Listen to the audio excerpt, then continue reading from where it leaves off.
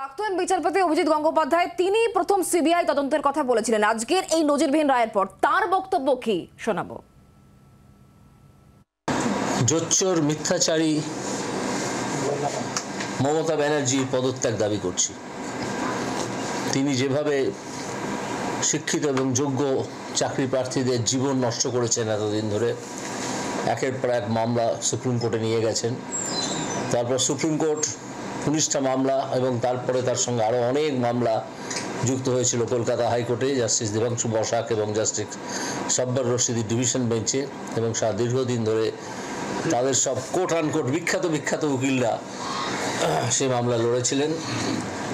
আজকে হাইকোর্ট তার হাইকোর্টের উপযুক্ত একটা রায় দিয়েছে।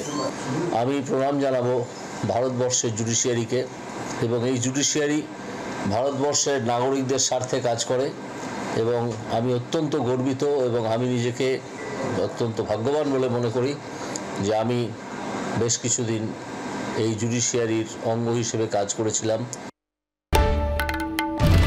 বাংলার আওয়াজ, বাঙালির আবেগ, জি 24 ঘন্টা।